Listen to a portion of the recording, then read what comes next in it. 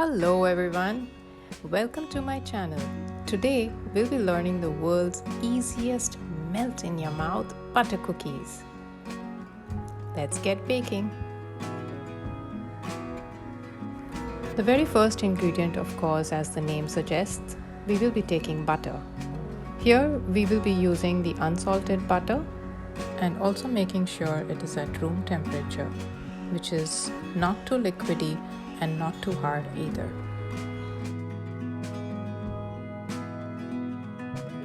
Ideally we would take it, but I prefer to use the weighing scale. It just gives me the precise measurement.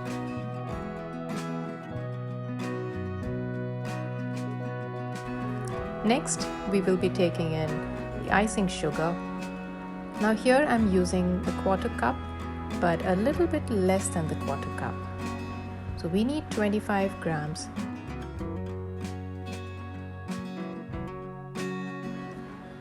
So I'm going to have to remove a little bit just to make it 25 grams.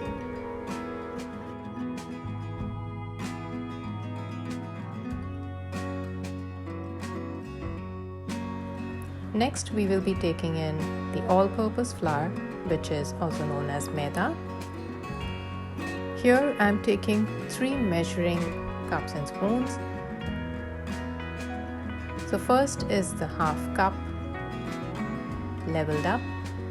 Next is the 1/4 cup, which is leveled up.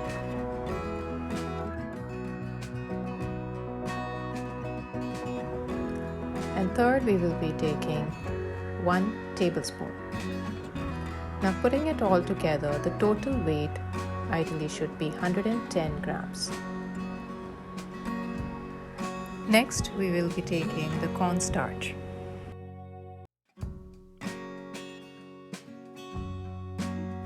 The cornstarch needs to be 1 tablespoon, which should be 8 grams.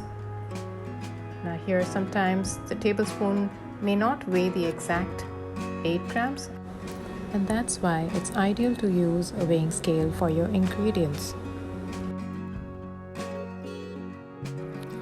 Getting to the method of using the ingredients, first we will take the butter, which has to be at room temperature, just like I have shown in the inset video. We're going to whisk it for at least about 4 to 5 minutes until it's pale and light in color. This is exactly what we are looking for. Next, we will sieve in the icing sugar, making sure we do not want any lumps in our batter. Starting at the lowest speed on your electric beater or the hand whisk, lightly whisk in the icing sugar, making sure it's not flying out of your bowl.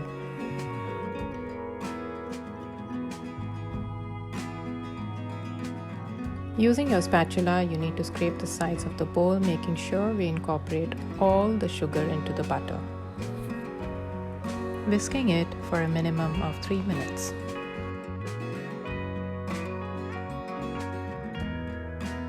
Next, we will add in 1/8 of a teaspoon of vanilla extract. Whisk it in just as well.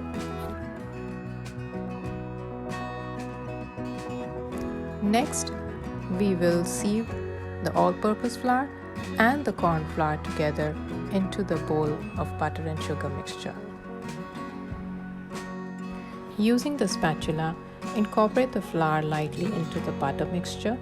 This helps from the flour flying all around when you use the whisk, that is the electric whisk. If you're using a hand whisk, you can surely go ahead.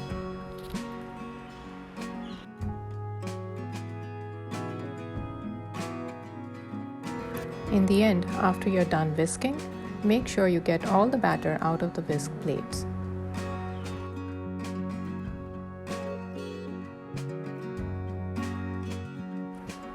Next, let us take 2 piping bags, ensuring that it's more sturdy enough to hold the batter, along with a star piping nozzle.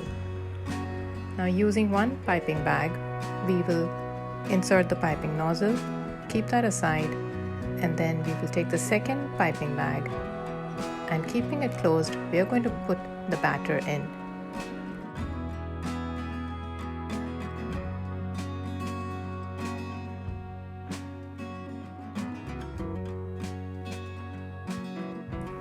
Here we are seeing some air pockets in the bag. We need to make sure we do not have any such air pockets, for which we will use the scraper and we can snip off the tip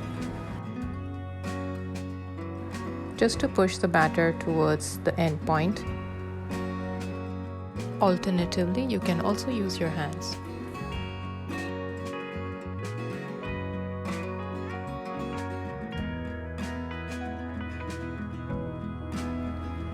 And then we'll clip it up and insert the bag with the batter into the bag with the nozzle. Here, if you notice, the inner bag has extended into the outer nozzle. So we simply have to snip off the edge of the inner bag just to make sure it doesn't come out into the outer nozzle.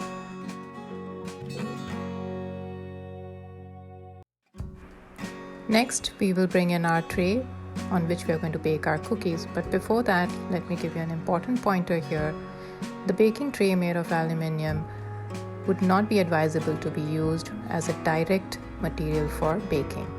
If you notice where I'm rubbing this tissue on the spot where there was butter, there's residue from the aluminium, and it's ideally not good to bake directly. Therefore, we're going to use the butter paper or the parchment paper.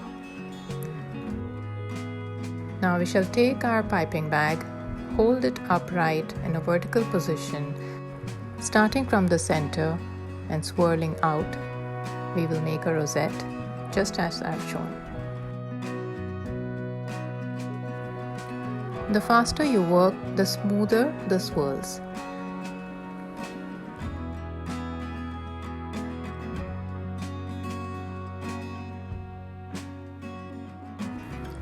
Now here is an important tip. We need to put these cookies in the refrigerator for about 8 minutes before we bake. This will help them to hold their shape while baking. In the meanwhile, we can preheat the oven at 170 degrees for about 10 minutes. You can also use the same batter to pipe it out into a different cookie shape. For example, like I've shown over here, a star cookie. Simply need to hold the nozzle upright, press it down, squeezing out enough amount of the dough and getting the star shape.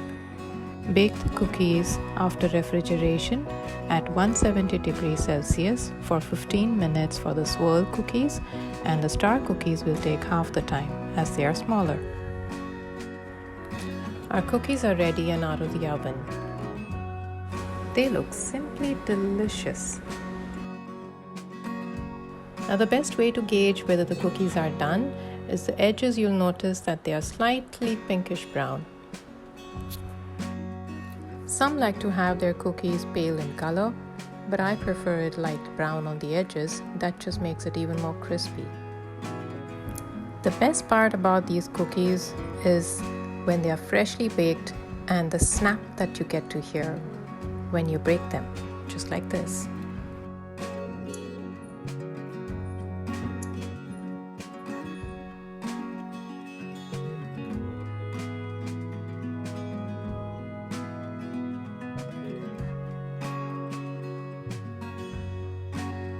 So enjoy the world's best melt-in-your-mouth butter cookies with your family and friends over evening tea. And like I showed you the star nozzle tip, how we can use it to make it into this shape, I've also put some chocolate on top just to give it a little twist.